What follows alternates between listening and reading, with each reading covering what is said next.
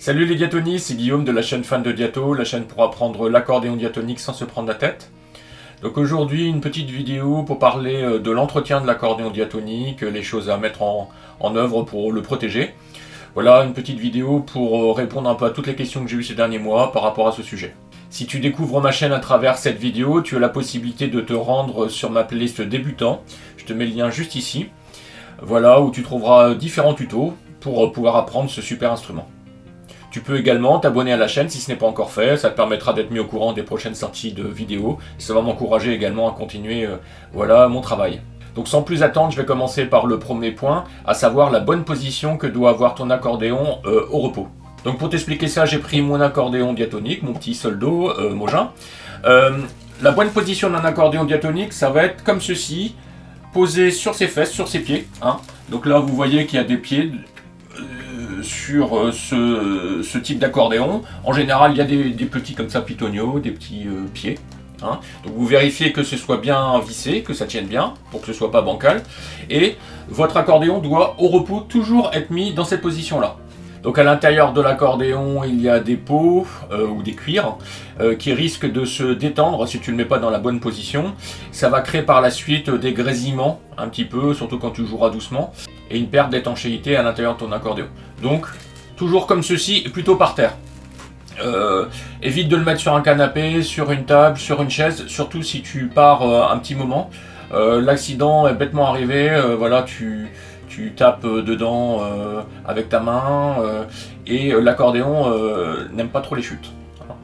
Donc deuxième point, boîte de transport ou housse de transport.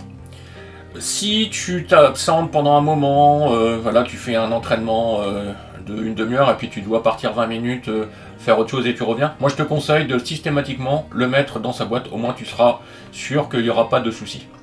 Donc moi j'ai une petite préférence pour les boîtes, parce que je trouve que ça protège bien, c'est du dur.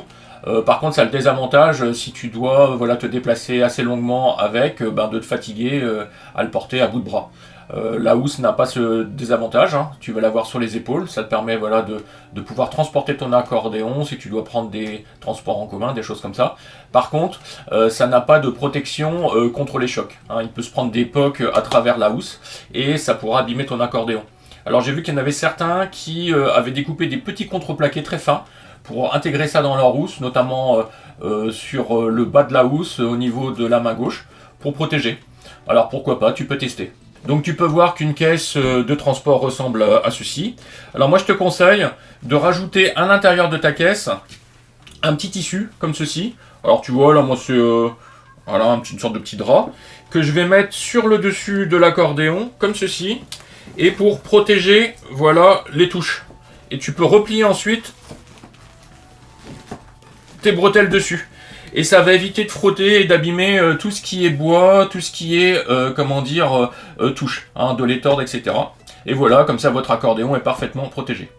Donc troisième point, on va continuer avec tout ce qui est rayures et protection du bois. Au niveau des bretelles, donc si tu as vu ma vidéo sur les bases du diato, tu as vu comment j'expliquais pour régler les bretelles de son accordéon diatonique. Donc en haut et en bas, tu vas essayer de mettre la boucle voilà, au milieu des trous, hein, de manière à ce qu'il y ait quand même assez de distance entre la partie métallique et la partie bois. Et le réglage va se faire à ce niveau-là, au milieu des bretelles. Donc si tu n'as pas assez de trous à ce niveau-là, c'est que tes bretelles ne sont pas adaptées. Donc il faudra que tu achètes des bretelles un peu plus grandes, si tu as une forte corpulence, ou un peu plus petites au contraire, si ça flotte. Une fois que tu as bien réglé ça, le problème qui peut se poser, c'est les frottements qu'il peut avoir entre les parties métalliques et le bois.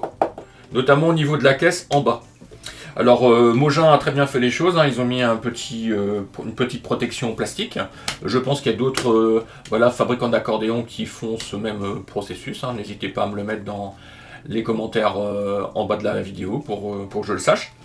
Et donc, en frottant comme ceci, ça peut créer des rayures et puis abîmer votre bois. Alors, vous avez la possibilité de mettre autour de ceci des petits manchons, comme vous faites en tissu, je sais pas moi, une vieille chaussette, un vieux bout de polaire. J'ai vu également des personnes qui utilisaient des vieux bouts de chambre à air, vous voyez, de vélo, qu'ils avaient mis comme ça dedans et que ça protégeait parfaitement. Donc vous pouvez le faire en bas, vous pouvez le faire en haut éventuellement. Donc je poursuis sur la position du diato. Dans ma vidéo sur les bases du diato, j'explique un peu ma position préférentielle, à savoir toujours un petit peu de marge. Bon là je suis un petit peu trop haut, hein, mais toujours un petit peu de marge au niveau de ma cuisse, de manière à que lorsque je sois debout ou lorsque je sois assis, j'ai toujours la même position au niveau de mes mains vis-à-vis de mon accordéon.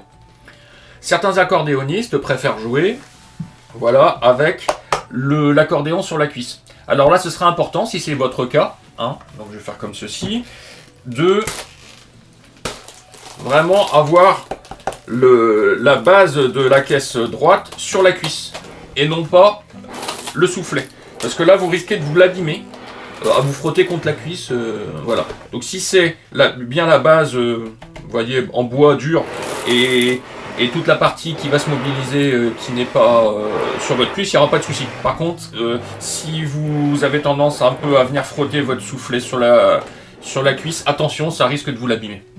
Donc nouveau point, la température.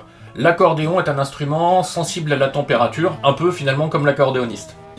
Donc au niveau du froid, si les températures commencent à se rapprocher de zéro ou voilà, descendent en dessous de zéro et que vous devez jouer, hein, je vous le souhaite pas, l'important c'est vraiment de ramener tranquillement l'accordéon à température ambiante. Hein. Ça va être avec le soufflet, voilà, tout doucement, hein, de l'ouvrir plusieurs fois comme ceci pour vraiment qu'il se mette à température ambiante. D'ailleurs, je vous invite à faire ceci avant chaque entraînement, chaque fois finalement, avant de jouer. Si vous pouvez éviter de jouer par grand froid, faites-le. Donc le froid va attaquer quand même un petit peu les cires de l'accordéon, peut les rendre cassantes, et après ben, vous allez avoir des déchaussements de lames, quoi, entre autres. L'accordéon n'aime pas non plus la chaleur, surtout les fortes chaleurs, avec la cire qui risque de fondre. Donc attention, hein, c'est même plus grave que le froid finalement. Si vous êtes amené à devoir jouer par forte chaleur ou à laisser votre accordéon pendant un certain temps dans un endroit très chaud, ne le faites pas. Hein. Évitez de le mettre à côté d'une cheminée, d'un poêle, évitez de le laisser toute une après-midi dans une voiture surchauffée. Si vous n'avez pas le choix, mettez une couverture de survie autour, ou alors faites-vous une sorte de caisse un peu isotherme qui le protège un petit peu contre la montée en chaleur, parce que là ça va être une catastrophe. Hein. La cire va fondre, toutes les lames vont se déchausser, donc vraiment à éviter. Donc un autre point, l'accordéon n'aime pas l'humidité, donc évitez de le stocker dans un endroit où ça va être très humide.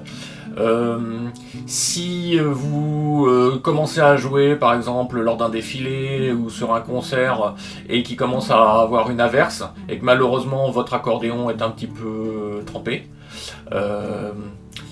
donc là il va falloir arrêter de jouer rapidement et dès que possible le mettre à sécher en ouvrant grandement le soufflet. Hein. Pareil, moi je vous conseille pas de boire voilà, une boisson en même temps que vous ayez votre accordéon sur vous, hein, l'accident pourrait bêtement arriver. Un autre petit point, checkez régulièrement votre accordéon, c'est-à-dire que quand vous allez le sortir de votre boîte, ayez toujours un petit regard voilà, sur le devant, sur l'arrière. On le fait pas systématiquement, hein, on a l'habitude de le prendre, on joue, etc. Et puis c'est vrai que un dégât peut arriver. Je pense notamment à des insectes un petit peu nuisibles qui pourraient grignoter le bois. Sur certains accordéons, c'est arrivé hein, avec, on appelle ça la vrillette. Voilà, notamment, il y a d'autres insectes nuisibles à ce niveau-là. C'est toujours intéressant voilà, de regarder régulièrement son accordéon, voir si tout fonctionne bien, quoi. Vérifiez également de temps à autre que toutes les touches marchent, hein, donc vous allez les jouer complètement. Hein. D'ailleurs, si vous achetez un accordéon tout neuf, hein, qui n'a pas été encore rodé, je vous invite vraiment à prendre l'habitude de roder les touches du haut, là, dans les graves, et les touches du bas, dans les aigus.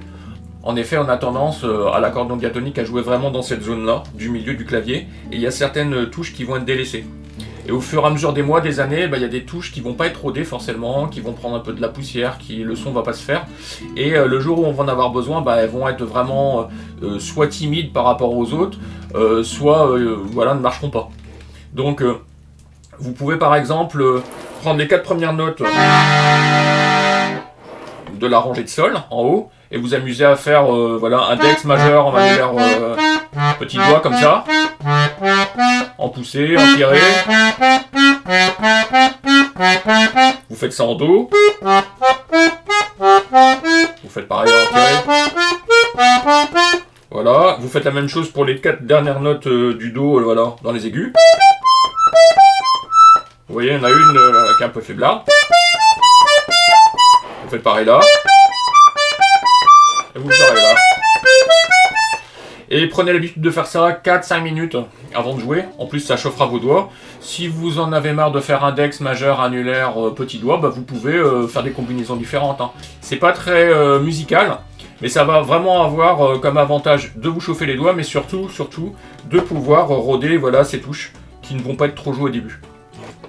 Si vous avez un accordéon un peu laqué, moi je vous conseille d'avoir une peau de chamois aussi, ça vous permettra un peu de nettoyer les traces de doigts. Un petit dépoussiérage aussi de temps en temps, ça fait pas de mal, notamment entre les soufflets, là, hein, avec un petit pinceau, vous pouvez éventuellement faire ceci. Moi, je vous conseille pas forcément d'ouvrir pour passer l'aspirateur dedans, j'aurais peur de faire des bêtises. Éventuellement sur un 29-15, si vous avez l'habitude et que vous êtes plutôt bricoleur. N'oubliez pas de passer non plus un coup d'aspirateur à l'intérieur de votre caisse de transport ou de votre housse. Et je terminerai sur le dernier point, n'hésitez pas tous les 2-3 ans à peu près à faire une petite vérification chez votre luthier, qui fera un dépoussiérage, qui vérifiera également l'accordage. Un accordéon, ça peut se désaccorder. Malheureusement, à force de le jouer, on s'en rend pas compte, on s'habitue au son de son accordéon. C'est bien qu'il passe entre les mains d'un luthier tous les 2-3 ans, pour qu'il refasse le point là-dessus. Et ça évite surtout des gros travaux de tous les 10-15 ans, 20 ans, où là, c'est pas du tout les mêmes frais. J'espère que cette vidéo t'a plu, n'hésite pas à me mettre un pouce bleu si c'est le cas, et je te dis à bientôt pour une prochaine vidéo.